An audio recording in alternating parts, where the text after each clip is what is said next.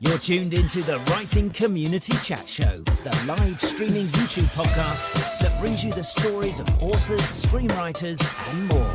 Indie or established, this show's for the community. We invite you to be a part of it. Head to thewritingcommunitychatshow.com for more info. The WCCS. Together as one, we get it done. Welcome to the Writing Community Chat Show.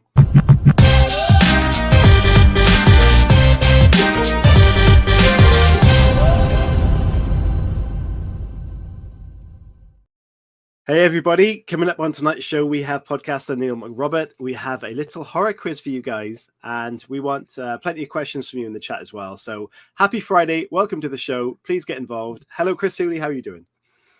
I'm very good, thank you. I'm really looking forward to tonight's show. I can see the comments are on fire already, which is brilliant. And to get to talk about horror on a Friday night, I mean, how can you get any better than that?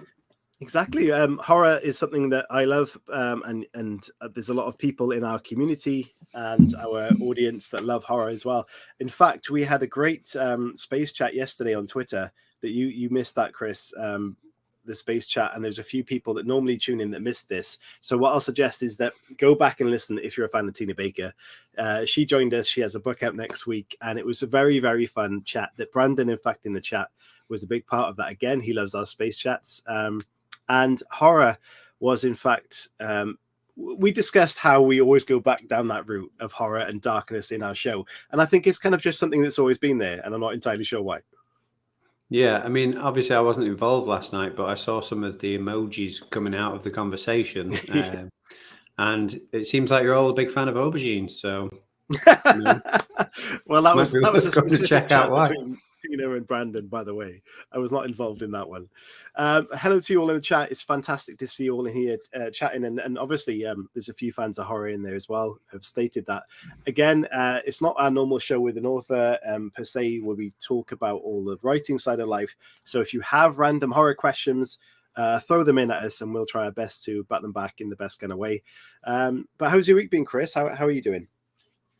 Yeah, I'm really looking forward to tonight. Like I said, it's very different for us, obviously, having a fellow podcaster on. And if you haven't checked out his podcast, I would definitely recommend you doing that as well. Definitely. I'm so I'm out of practice. Obviously, I'm still thinking about why you suggested the aubergines in the chat, to be honest, and it's thrown me off. But yeah, I'm looking forward to tonight. I think it'd be amazing. People is that Paige there? Laughing. Hello, Paige. Yeah, Paige is not here. It's a ghost. There is a ghost in my house for Friday night, joining me in this horror special. Amazing. Yeah. So there's lots coming up, and the next couple of weeks. In fact, we did set a date for season 11, Chris, which is in March, right? Yeah, I think we did. I think there was a little break that we had where we actually had an author booked in, and then they cancelled. So that freed up a week. So they didn't cancel. They rearranged. All right, that sounds a lot worse than it is. No, not at all. So in the start of March, the start of the March, we are having a week break. Start of the March, baby. Start of the March, and the WCCS panel show is back with a bang. And Chris will be teamed up with 2 writing community members and facing 3 more in the classic WCCS panel show on that week. So look out for those details. And season 10 has been a monster. It's been on for a long time, I feel, which is great. It really is. And we've had some incredible guests. But the good thing is, Chris, you've been very busy booking up some incredible guests for season 11 as well. So we're really looking forward to that. Yeah, season 11. And I'm slightly worried that I've booked way too many guests for the amount of time we actually have. So there's probably going to be a few bonus shows in there. I imagine so. It kind of shocked me the other week, and we had this has been quite a while now, a notification, because I get the emails that say, someone's booked in the show. And you've been running with this quite a lot. So I've just seen the responses coming back. And it was like, someone's booked in for November. It's like, that was 2 months ago. And it was November 2023. I was like, what? Someone's booked in November? Yeah, it is insane. And we had a publicist the other day get in touch with us from quite a big publisher, and she said, I'm recommending all these authors, let me know who you want. And I just said, all of them. We'll have all of them. Everybody. Even yourself. Get on. Brilliant. So Interesting. So let's get tonight's show on, Chris, because we've got a lot to talk about. And again, horror is a great genre that we want to get stuck into. So tonight's guest is the founder and host of the Talking Scared podcast, which you can see the lovely logo up there. We're just talking about that. He has written articles, one of which was actually featured in Esquire, where he picks out 22 unmissable horror reads of 2022, which is pretty cool. And that article was highlighted in the blog as one of the 5 must-read horror articles of that year. So if horror is your thing, you're definitely in the right place. And like I said, send any questions throughout. Ladies and gentlemen, please welcome Neil McRoberts. Hello, Neil. How are you doing? Hello. How are things? We're doing well. Feeling mischievous today, I think, Chris. Is that right? Fantastic for you to join us. I hope you're doing well. How's your week been? It's been great. Yeah, it's been insanely busy. I had a mad flurry of productivity this afternoon where I've basically booked in guests on the show for the rest of the year. I've got like 4 weeks that are spare. I booked like December out today. So when you're saying about saying I'll have everyone, I've kind of gone down that route. So it's been a really madly busy week, but yeah, it's been productive, promising. I love that. We've been trumped, Chris, by December. November's been trumped. So yeah, I expect to see a January guest next week. Yeah. Just gonna go mad and go, well, I'll have everyone. Out of all those guests, Neil, who are you looking forward to the most? Oh, come on. Well, you know what? You know what? I've got an answer that I can say without offending people because it is like the obvious answer. I think in 3 weeks I've got Margaret Atwood. Nice. Wow. Which was pretty exciting. It's been a long, torturous road. Well, no, it's not been torturous. She's been delightful. She followed me for reasons best known to herself because it's Margaret Atwood. And I'd kind of went squee for about a week and then had the guts. I was having an ongoing Twitter DM chat with Margaret Atwood, which is the most surreal thing I've ever done. And then great in office the end, chat though. Guess who slid into my DMs? Pretty Margaret much, Atwood. And then we made it kind of official, me and Margaret, and she's going to be on the show. Yeah, I think I'm recording in 3 weeks, so it'll be sometime in March. So that's pretty exciting, although incredibly daunting as well. Because what do you ask Margaret Atwood that she's not been asked before? You know, do you know what I mean? Like it's terrifying. But I think that's one thing that we try to do as podcasters, and we've been like this as well, Chris. Where we've got someone coming on that has been around the block in terms of podcasting in the best kind of way, or just even on interviews on the radio and TV, all those sorts of things. And you're really trying to think, how can I be different and how can I make make an impression, you know? And it's quite a tough thing to do. It kind of is. And the only thing you can do in that situation sometimes is try and rewatch other interviews, but that doesn't really help. So there's like 50 years with Margaret Atwood as well, you know, it'd be a full-time job.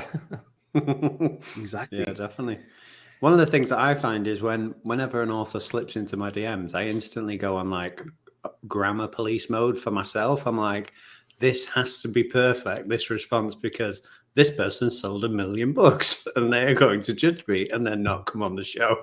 Yeah, exactly that. Despite being a copywriter and kind of writer by trade, I understand the rules of grammar, but when I'm typing in a flow with my big fat fingers on my tiny iPhone, every it has an apostrophe when it shouldn't have. You know, it's a nightmare. Like the edit button on Twitter would change my life. Someone talked about this before when they mentioned like an author is very structured and maybe write very formally in terms of emails and writing their novels, of course. But when it comes to social media, you know, you do have to kind of remember what those conversations are. So if you're speaking to a publicist or your editor or whatever, you try to make them a bit more on point there. But you're right, we often in the chat groups and things like that, I've been pulled up so many times of tweeting from the show, making a spelling mistake or something like that. And there was one tweet that actually went around for quite a while. It had like 1,000. It was quite one of the good ones that had a lot of engagement. And it was only like one of the 50th comments or something like that that pointed out there was an error in the tweet. I was amazed it took that long. It's a tough thing. I mean, when I see it, I'm like, do I tell Hackett that there's a mistake or do I just let it run? Thanks, Chris. Appreciate that. So Neil, where? Oh my goodness, where in the world are you coming from today? So I'm in a tiny. I always say I live in a haunted village in the north, but that's because my audience is primarily American. But because I think a lot of the listeners tonight are going to be British, I can be more specific. So I live North Manchester in a tiny town called Ramsbottom, which people often laugh at. Great name. Yeah, it's kind of like a sort of T.S. Lowry painting where I live, but it's, as I always say to like my American guests, you look at my window and there's just this moorland, and it's the moors that pretty much go all the way to Haworth, where the Brontes grew up. Wow. So it's fairly atmospheric. It's quite good for writing. Look out the window and it's just desolation. But North Manchester. So is that the reason behind you suggesting it's the haunted place? Because the moors, classically moors all over Britain, are kind of rumored to have sort of spirits and stories behind them. I'd like to think it's that. Yeah, that sounds cleverer than the fact that I just need a witty thing to put on my Twitter bio. But yeah, we'll go with that in future. Yeah. So Neil, obviously looking forward to Margaret Atwood coming on. Obviously that's really daunting, but tell us how you went from just the idea for the podcast to going to obviously having amazing authors on like Margaret Atwood. You know, when I started this, I should have, if I'd been wise, I should have thought in future, I'm going to get asked this question a few times. And I should have done the thing that, the Joker thing where you've got a different answer every time. But I didn't do that. So it's the same answer. Basically, the pandemic happened and I just became a cliche and thought I'll start a podcast. Because my friends who are listening to this are going to start a barrage of abuse now. I went to university and did a PhD in horror fiction. Everyone's grown. Everyone who knows me is groaning now because I crowbar into every conversation. But yeah, I did a PhD in horror and never used it. Hated academia. Didn't want to be part of it. Ended up getting a job for JD Sports as a copywriter. Hated that. And then the pandemic happened and I got a puppy and refused to go back to work because me and this dog are deeply codependent. He's called Ted. So I refused to go back to work. I was like, right, I'm going to go freelance. So I did. And then I thought, well, I'm going to write a novel, which I've started 2 novels and got to the halfway point in both and not finished them. And I thought, well, I need something that gives me a kind of serotonin hit every week that I can measure success and think I've done something that's complete and out there and finished every week, because writing doesn't give you that a lot. So then I thought, well, a podcast. I thought, what's the one thing I can do? I can talk about horror. It's the only skill I've got. So lots of people have podcasts about books and they start small with very indie authors, which are great. Some of my best guests have been indie authors. But I was lucky enough that I had a contact for Paul Tremblay, who's a big deal, So I wrote to Paul. I'd spoken to him once before. I'd interviewed him for a tiny zine in America. And he just said, yeah. And then he gave me his mate, John Langan's email address, who also said, yeah. And then with those 2 in my pocket, I just started sending emails to publishers and just kind of signing it all off in a very cringy way with Dr. Neil McRoberts. So I said, you got to use it. It cost me a fortune. You've got to use it in some way.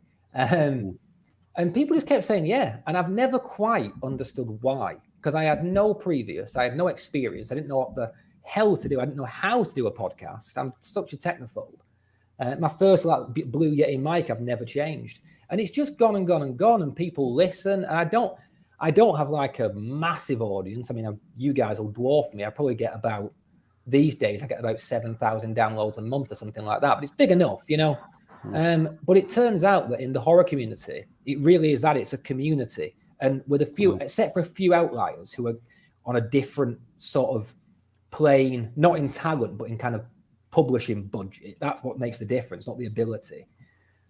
Except for those few outliers, everyone's just happy to come on and talk about books. And it really is just a thing where we all get together and talk about books, and people like to do it. So everyone's said, I can think of 3 people, I think, who I'm not going to name, who have said no.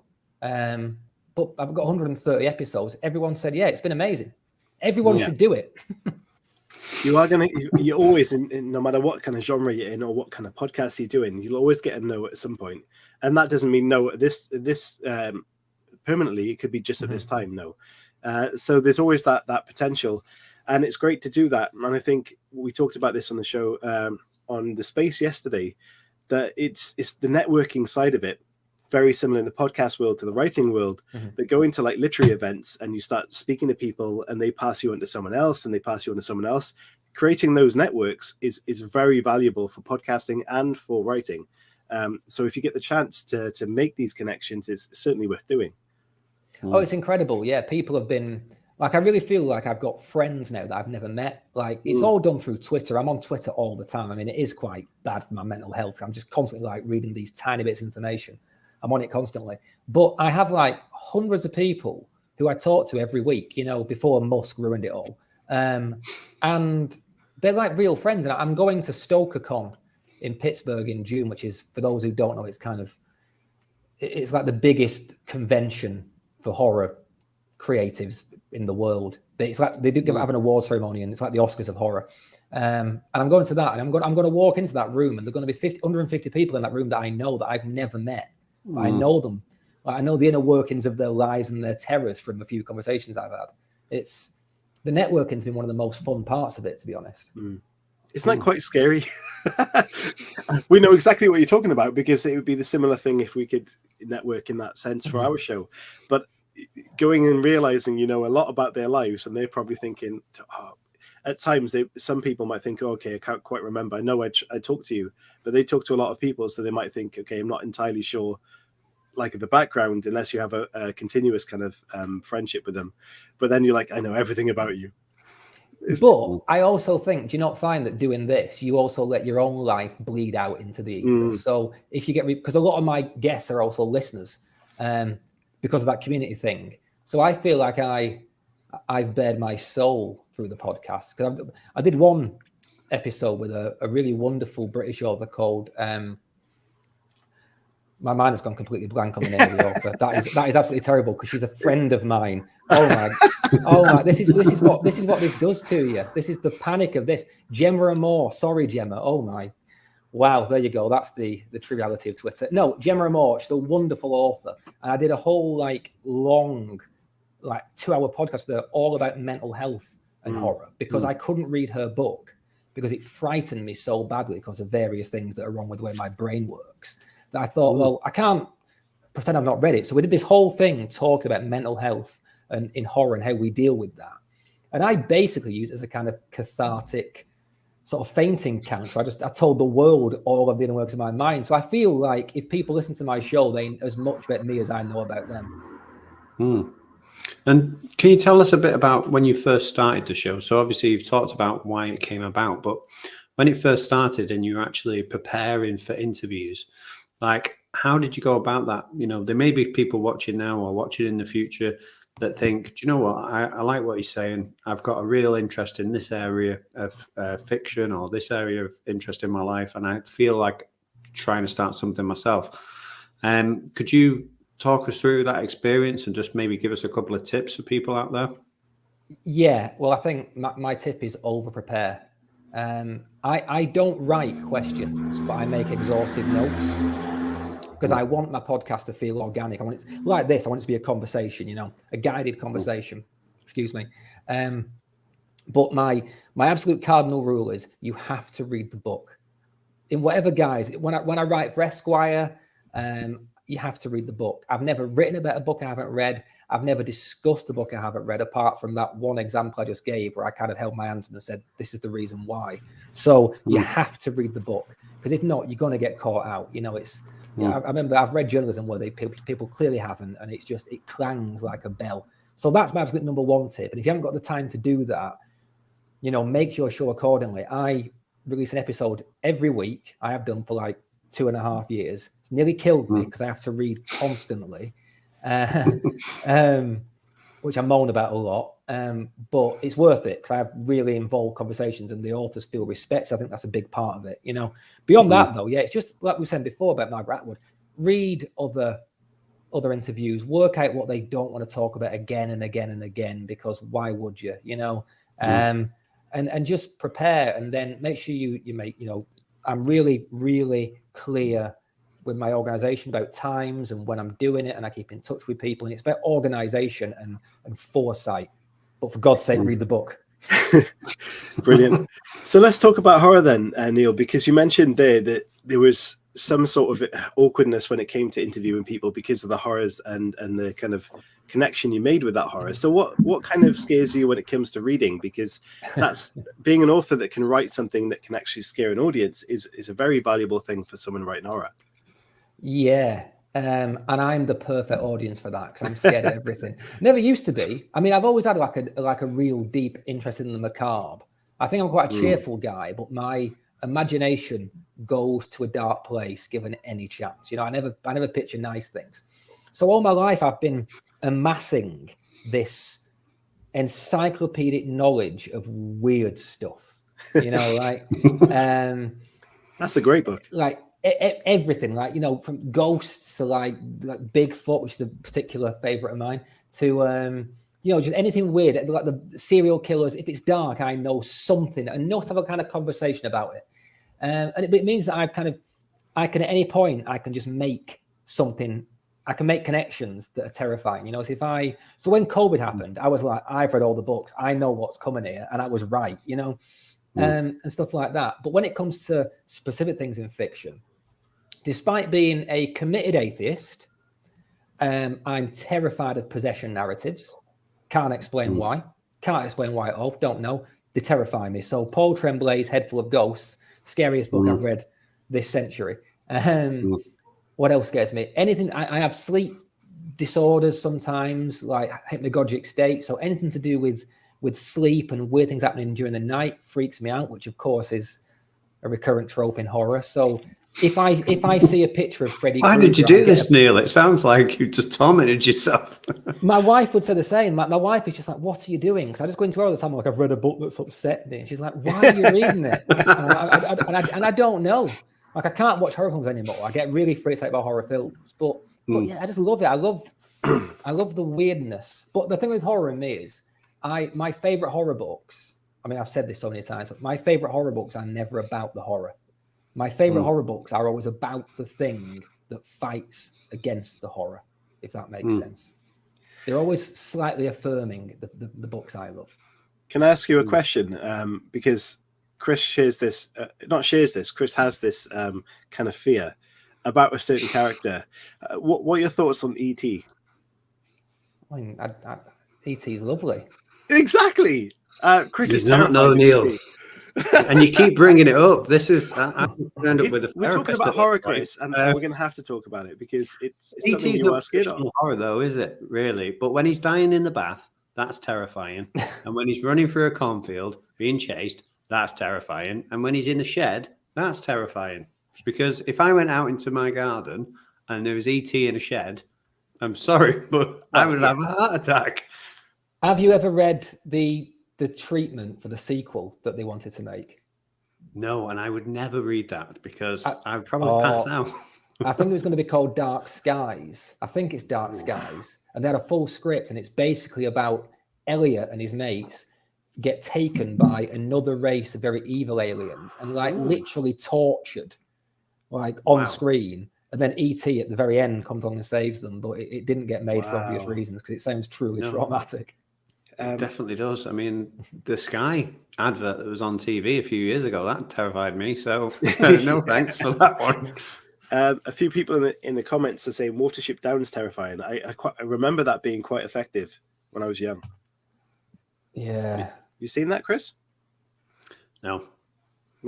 Watch it. What I was going to ask, though, Neil, is we've had a couple of occasions on the show where I've come away from an interview and I feel like it's a profound experience. Like I almost leave thinking, "Whoa, what just happened there?" Like it's happened probably 3 or 4 times where it's just literally blown my mind, the conversation that we've had.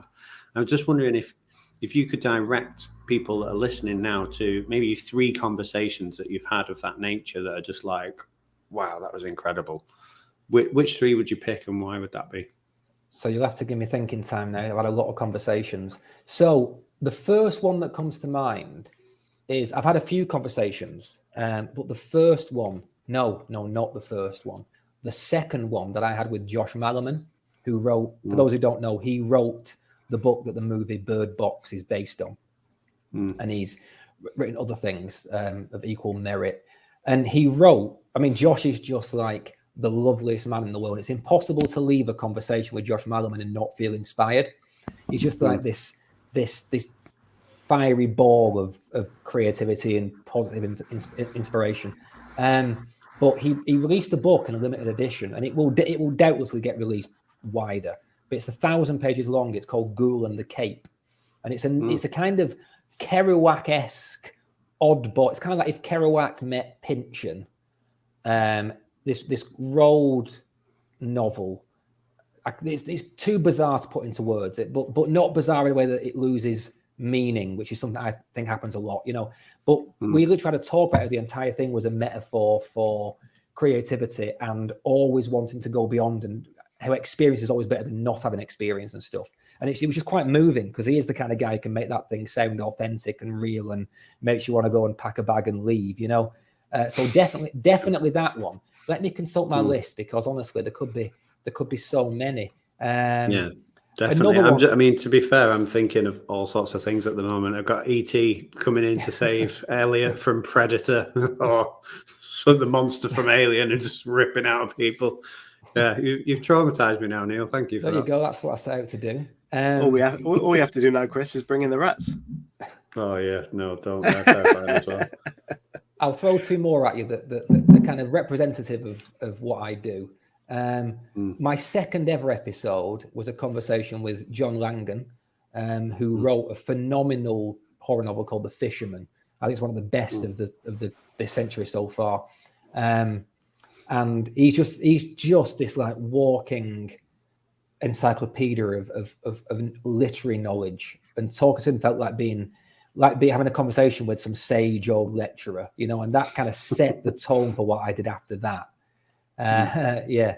And then I realized I want to say three guys, so I'm not going to say three. I'll give you four answers. Bear with me. I don't want to say three guys. Zakiya Dalila Harris wrote a book called The Other Black Girl, which I don't know if you're aware of, which is a sort of Jordan Peele-esque satire about racism in the publishing industry.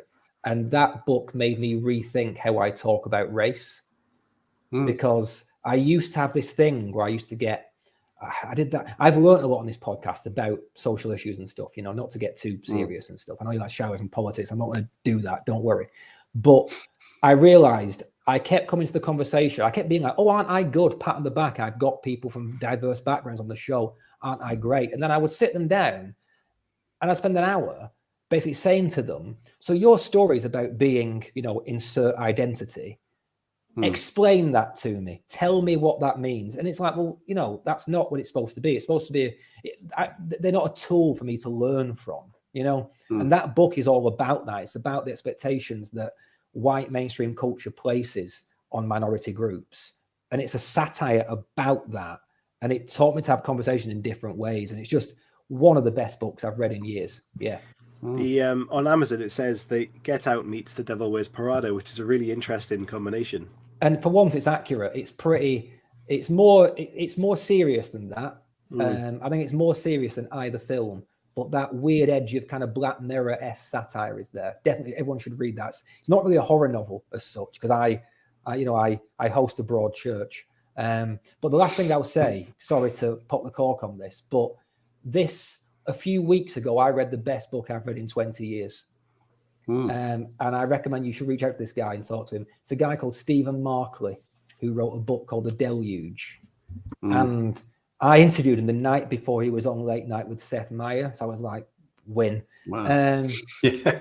And basically, it's a 900-page book that's like a speculative history of the next 40 years and about how the world, and particularly America, slides into kind of societal and ecological chaos because of climate change.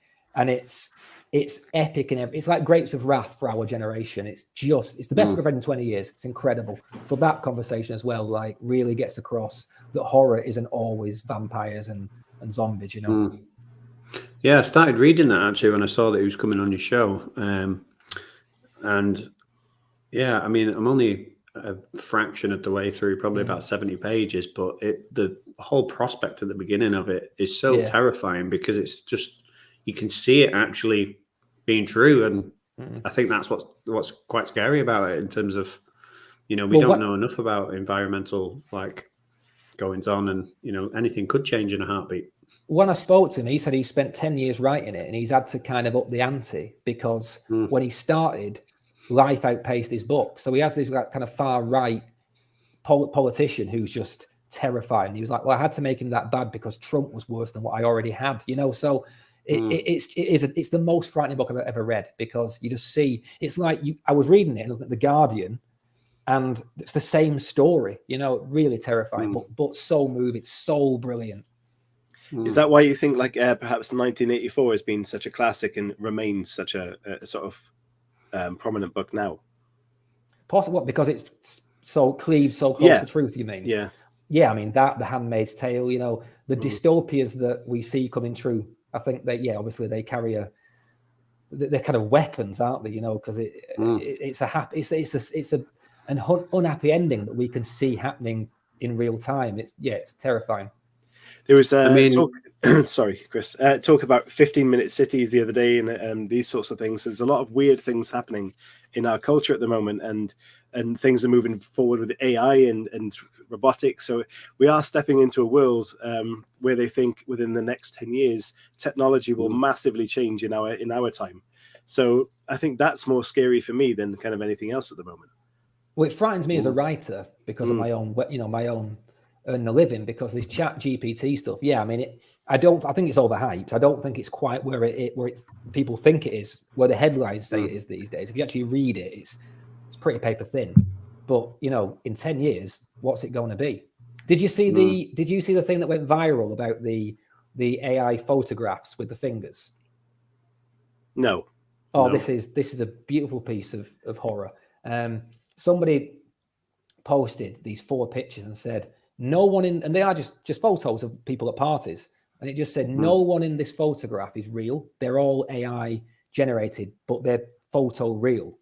But then when you look more closely, they had 18 fingers because the AI isn't that clever, but it looked like some kind of eldritch thing that was coming from the depths of the internet. It was creepy.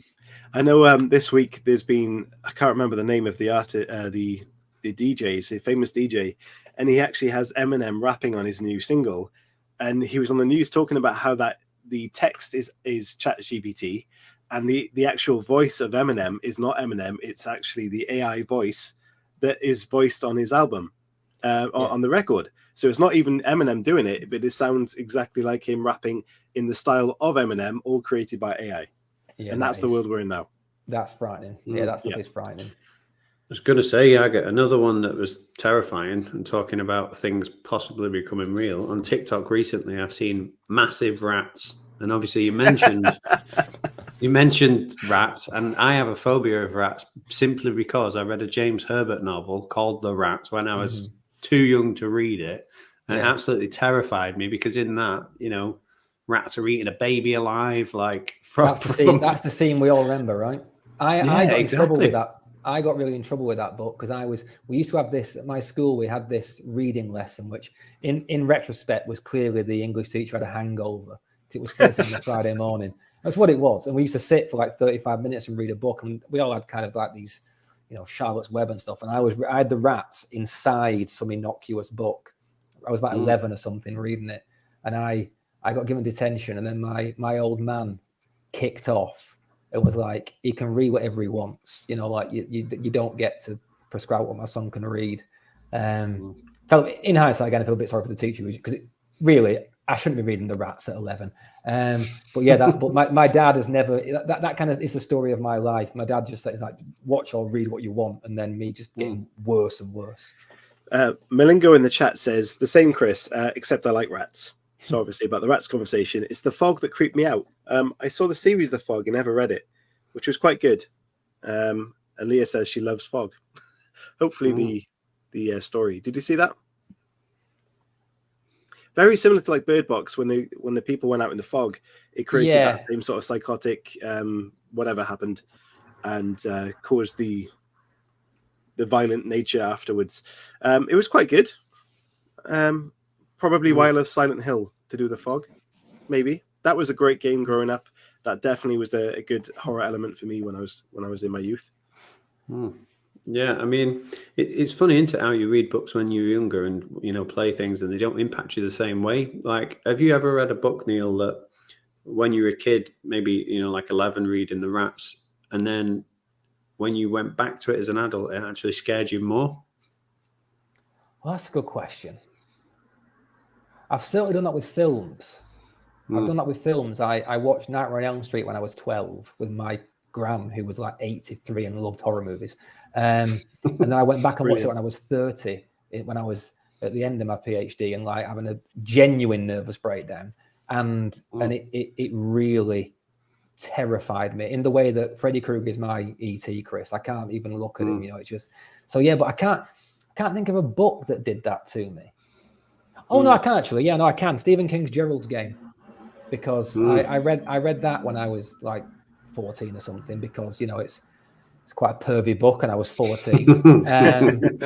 For those who don't know, it's about a woman whose husband's into bondage and he takes her to a cabin in the woods, and then while she's tied up, he dies and she's stuck there, and it's a fantastic premise. But reading that as an adult, there are certain things later on to do with real sort of perversion that made me feel very uncomfortable, like really, bothered me a lot.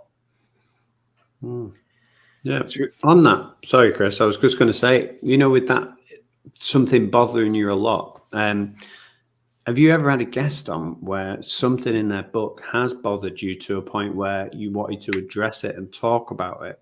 And if so, how did you approach that and how did it go? Oh, all the time. It bothered me as in scared me, you mean?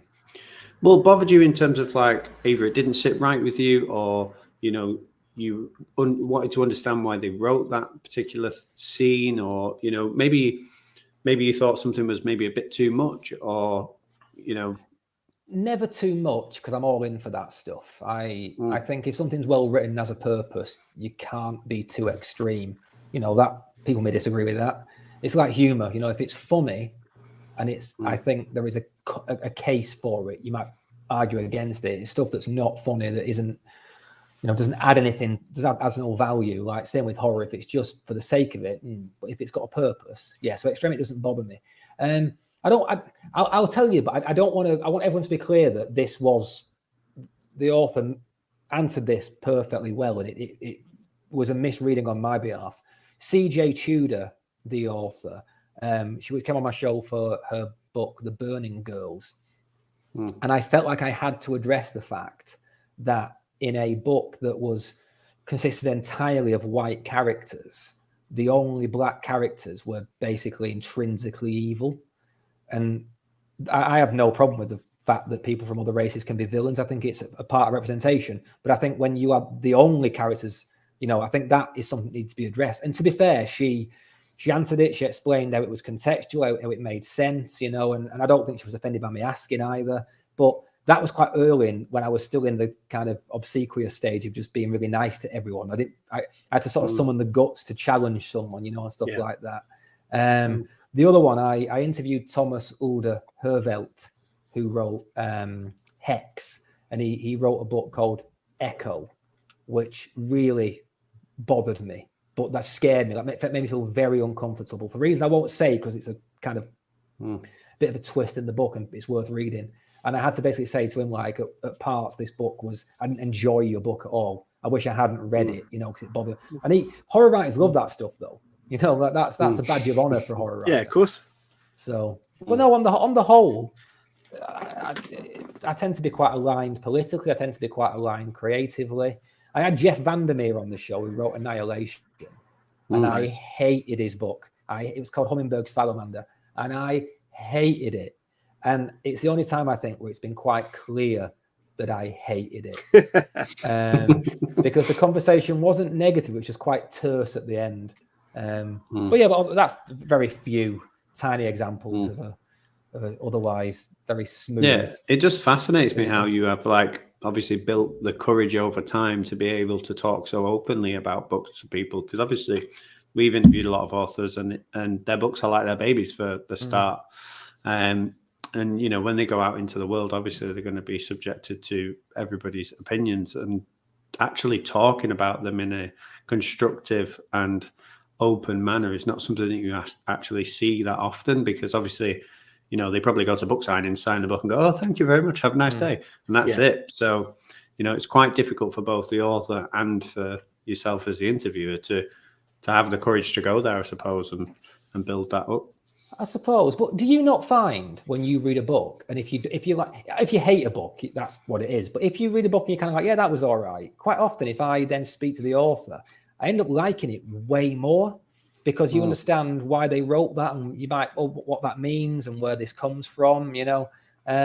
So it's quite rare that I have nothing good to say about a book, and I do feel a responsibility as well, particularly if it's like a smaller press or an indie author, because 1,000 people listening to my podcast is probably a significant chunk of that person's potential readership. So I don't worry so much in the interview.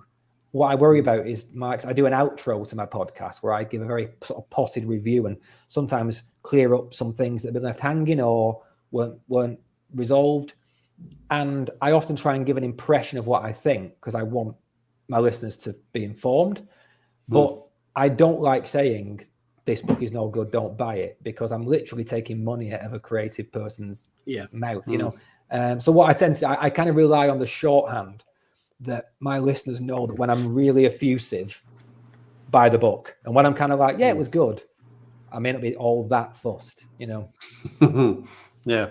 How do you manage the academic in you in terms of the person that studied horror to a really high level and the reader that really enjoys horror? How do you incorporate the two into the podcast so you're getting the best of both worlds?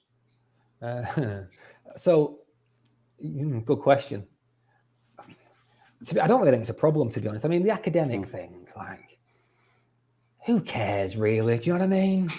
Well, I'm not being funny, but like, I can say that I spent years doing it, but no one cares. And now and again there'll be something that informs something. Like I had a guy on called Michael Seidlinger who wrote a really, really experimental book that was kind of a bit House of Leavesy, and we had a whole chat about Roland Barthes and the death of the author and all this kind of French critical theory. And that was relevant to that conversation because he brought that to the table.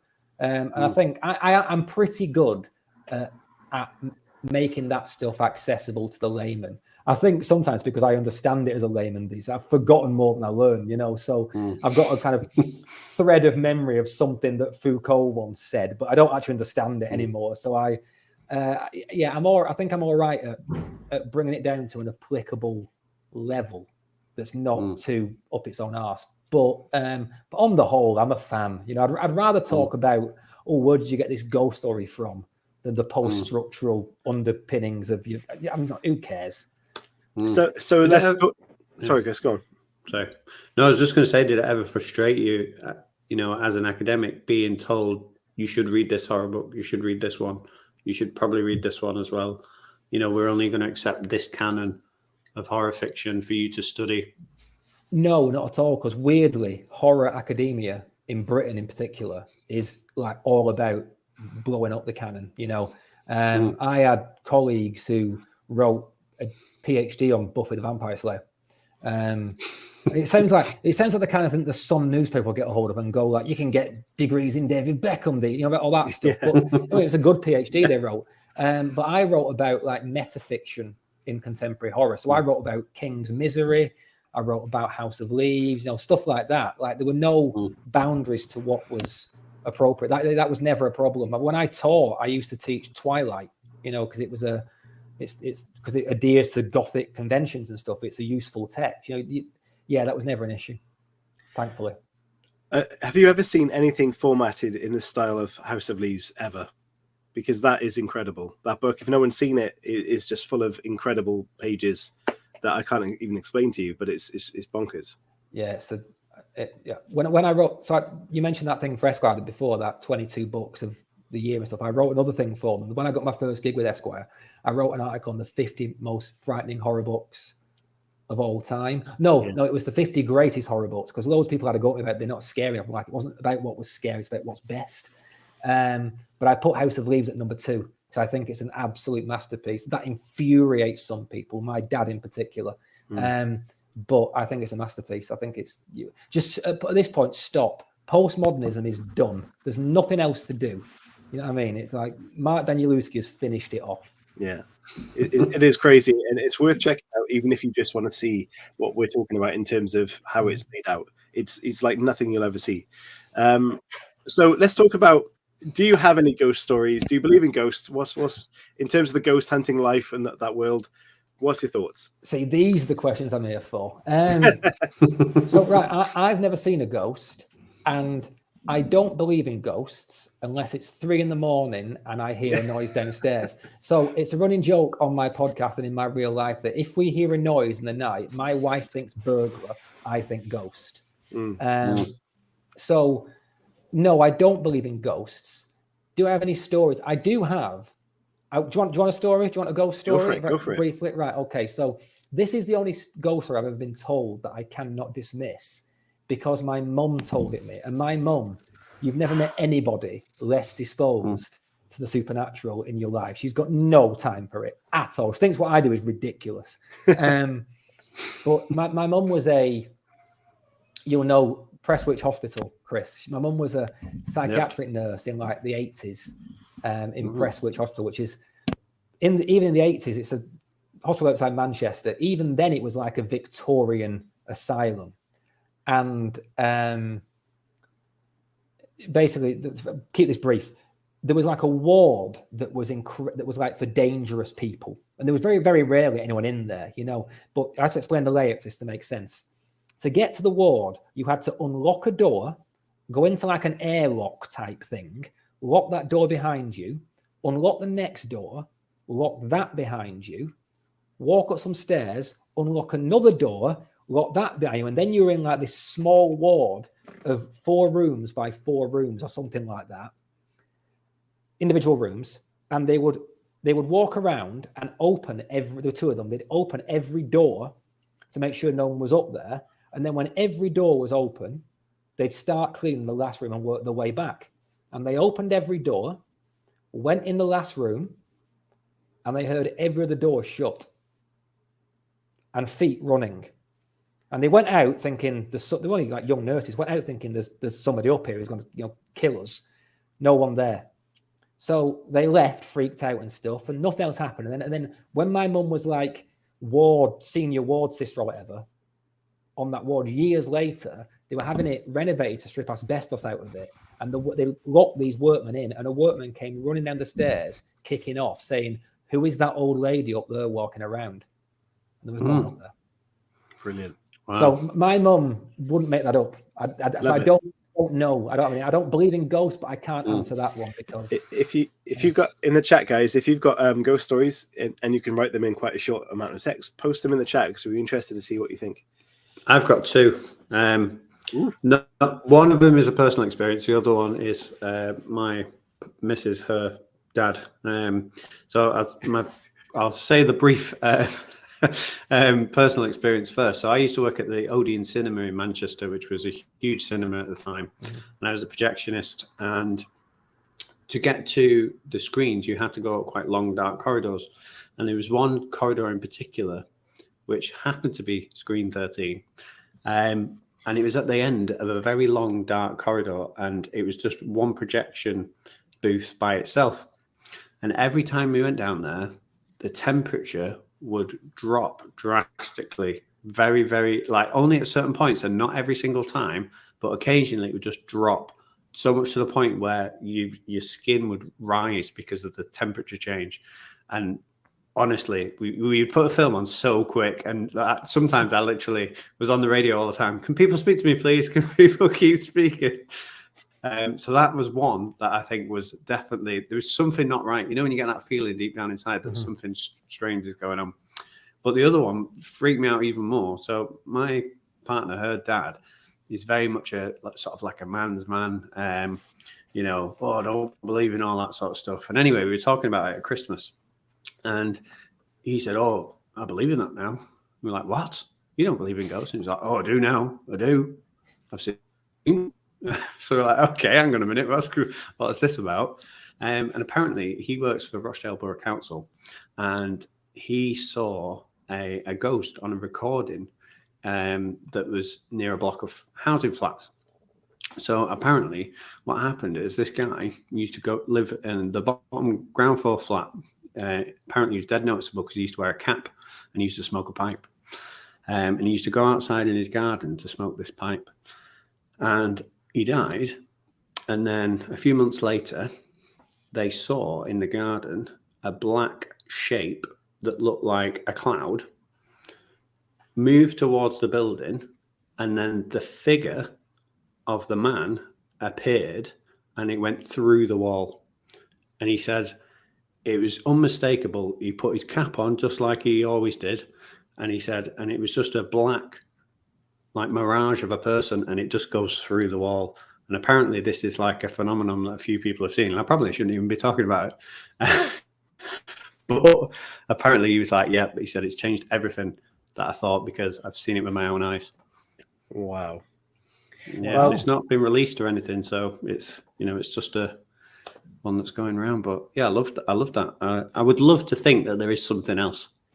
Yeah, I mean, there's loads of we've got like 10 minutes left, so we've got a quiz to throw in there and some questions, so we'll move on. But there are so many. We'll have to have this conversation again. Maybe we'll do an October thing. We'll talk about the ghost stories because there's so many things that we could talk about, including like spiritualist encounters I've had that have just been mind blowing. So we'll talk about those down the line as well. But what we'll do is play a little video. We'll get some questions in from the guys and we'll finish off with a little quiz, if that's all right with you guys. Sure. Good stuff.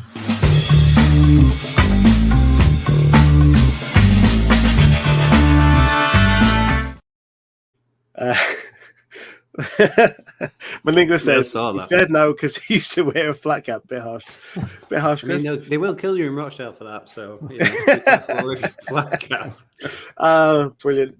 So questions. We got a couple, guys. If you've got questions for us, for Neil, for our guests, for all of us together, send them in right now, please. Leah says, how do you make your stuff scary or know that it's scary? Sometimes I can't tell if my work is or isn't. I think I just know my own work too well. It's a great question. We kind of touched on this earlier, is in being able to influence your reader to be scared is a massive attribute as a writer. So anyone got any tips on how to make that effective or realize that it is? Yeah, that is a tough one, isn't it? Because fear's so personal. I think a lot of it's got to do with pace. I think, a scary scene has to have the right pace, and if it's something, like slow pacing can be used really well. It's like slowly drip feeding information, then boom, you can use words like jump scares almost. Like one line, it's like she's behind you. It can work like a jump scare. So I think that's a lot of it. Setting the right atmosphere. But at the end of the day, though, it's all about making people care. And if your characters aren't good, this is as somebody who writes a little bit and reads a lot. If characters aren't good and you don't care about them, it's not going to scare you, not in any lasting way anyway. You have to be invested. I agree. That's a great answer. For me, the best when it comes to watching movies, for example, the best thing that gets me kind of on edge is tension. It's the old Alien film. It's No Escape. If you've ever seen No Escape with Owen Wilson of all people in it, it's about tension and it's terrifying. So for me, tension works really well. And like I said, it's a personal thing. So I think write what scares you. Someone will resonate with that, I'm sure. Mm-hmm. Yeah, I think commonality is a real big one. I think in Stephen King's work in particular, and I think more of his short stories, it's things that everybody has got in their house. I know when I teach and I talk about, do you know when you go downstairs at night and you put the light on before you go back up the stairs, those type of moments that everyone can relate to, flicking the light off before they go upstairs, that type of thing, the wardrobe at the end of your bed or something, they're the scary places because everyone can relate to them. And if there's something strange going on there, you start to project that into your own life. I've read somewhere that the things that you read, you start to experience in terms of when you read about obviously someone going into a cold sweat or something, you can experience it as well. But then when you've got a wardrobe or whatever in your proximity, you automatically start to project that idea into that object, which makes the experience more terrifying because it's right there. There's a wardrobe. My foot's hanging out the duvet. It's the old thing when you talked about people being downstairs. and you fear it is ghosting. Talk about being a ghost or a burglar. I've got cats now. You can dismiss all of that. So, the ghosts don't exist anymore because you've got idiot cats out there. Yeah. You right, Chris? the foot sticking out the duvet just really tickled me afterwards. I couldn't hold it in. Oh, dear me. I've lost the questions. Yeah, sorry about that. Oh, jeez. Yeah. I think, it's because it's such a common thing. People must think. Oh, God. Anyway, Halo's got a question. Are you more disturbed by psychological horror or body horror? Yeah. Body horror? Am I missing something there? Is that a thing? Yeah, body horror is like stuff to do, like Cronenberg films. Like body horror is to do with like disease or deformity, or it's not about gore. It's about changes to the body, and stuff that doesn't look right. Body horror doesn't bother me at all unless I'm not into disease. I'm quite a hypochondriac in quite a big way. So stuff with disease makes me uncomfortable, but it's fine. But yeah, and psychological horror, I'm basically, despite being an absolute rationalist in my everyday life, rationalist who believes in Bigfoot. I know my friends listen to this, and my friend hates that I believe in Bigfoot, so I'm saying that to annoy him. But yeah, real horror like psychos and killers doesn't bother me at all. It's supernatural stuff freaks me out. Have you read Devolution? The Max Brooks book? Yes. Yeah, he was on the show. Yeah, that's a great book. I got to interview Max as well, and it was like my highlight of my absolute highlight. What a guy. And Devolution about Bigfoot. If you like Bigfoot, read that. So thanks for the questions, guys. There are a few mixed up in the background, but what we'll jump onto a bit of a quiz because we put one together to test knowledge of horror. So we'll ask Neil and Chris. They can answer together if they want to. And of course, you guys in the chat, let us know if you got the answers to them. We've got 10 questions to finish us off. So we'll see how we do out of 10, guys. Are you ready for this? I'm quite nervous, but let's go. Yeah. Okay. Open for all answers. What classic horror movie features a possessed car named Christine's? Nice, easy start. Well, it's Stephen King's Christine. Of course it is. Yeah. Christine. 1 point there. Nice and easy to start with. Number 2, who played the role of the mad scientist Dr. Frankenstein in the 1931 film Frankenstein? Oh, I know Boris Karloff played the creature, but I've not... It's a tough one. I've no idea. Anyone in the chat got this? Is it no. Is it Bela Lugosi or I don't know? It's Colin Clive. I would never have got it. That's a tough one. We got up in difficulty. Question 3: in the Stephen King's novel The Shining, what is the name of the haunted hotel that serves as a setting for the story? The Overlook. Yeah, the Overlook. Yeah. The Overlook Hotel, correct. Well done. That's 2 out of 3. Question 4: who played the character of Laurie Strode in the 1978 film Halloween? You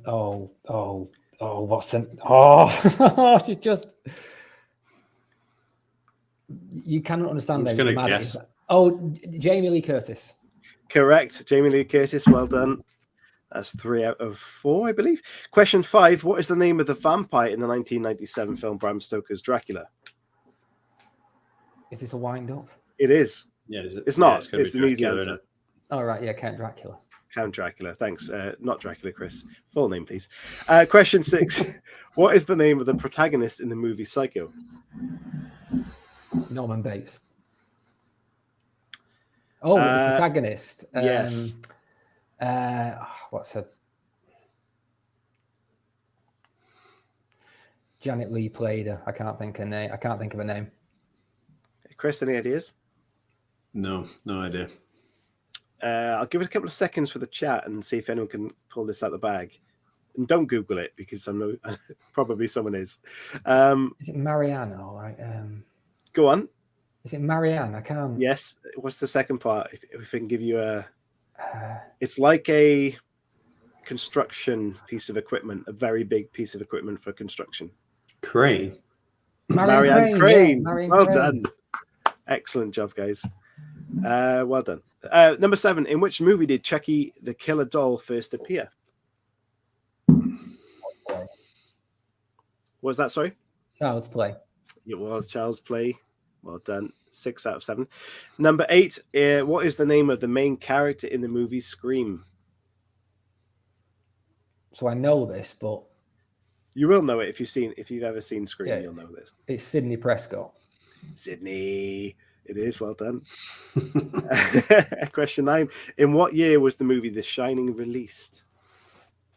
I think it was 1980. Chris, any ideas? I'm just going to say 82. Neil's right. It was 1980. Bang on. So to make it 9 out of 10, which is a fantastic score, you should get this. What is the name of the zombie movie directed by George A. Romero? Night of the Living Dead. Chris? I'm sure. I've not seen that many zombie films, to be honest, so I'm just going to... It's Dawn of the Dead, according to this question, so... That's the sequel. I don't know, audience. Yeah. Should we... Brandon said... so Kevin said 1984 and 78. So, no, Neil was right with 1980. So, well done. I'll give you that one because that is a stupid question. 9 out of 10 and the horror quiz. Well done, Neil. Thank you very much. I feel vindicated. Thanks very much. Chris, have you got anything else before we wrap this up? Yeah, I would just say, obviously, as a fan of Neil's podcast, I would definitely go and check it out. You know, if you're into horror, or even if you're just into great conversation, it's definitely worth listening to. So, you know, please check it out on my behalf. And I'm sure, Neil, you can tell everyone where they can do that. Yeah, I don't have a website, embarrassingly, but if you type in Talking Scared on anything, it'll bring it up. But yeah, anywhere you get your podcast, just type in Talking Scared. It's all there. It's I can't do the pointing thing. It's but that anyway, that logo. Yeah. that was pathetic. Yeah, you'll see it. And you can find me on Twitter at Talk Scared Pod, Instagram Talk Scared Pod, or you can email me at Talking Scared Pod. Before we finish up, I did have something I've forgotten about. I want to we do a little Instagram search before we get a guest on. So I've got a picture. Can you talk to us about this picture, please? Because it's a great one.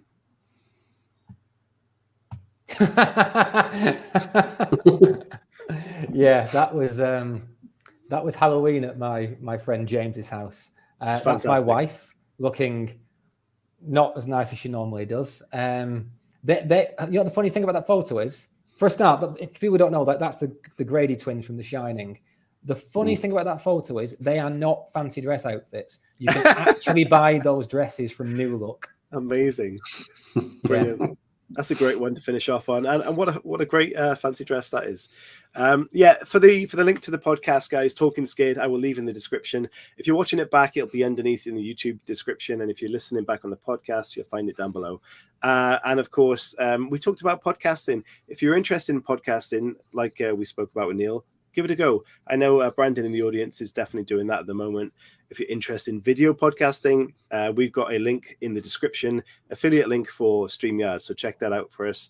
Of course, that can help you get into this kind of world of podcasting. And thank you very much for tuning in, because it's been a great show. Thank you, Neil, so much. It's been fantastic having you on and talking about all your kind of podcasts and your horror journey. And everyone in the chat, thank you for tuning in as well. It's been a great show. Thank you from us. We will see you very soon. And keep your feet under the quilt. Yeah, keep your feet hidden. Thank you, everybody. We'll see you soon. Cheers. Bye. Bye.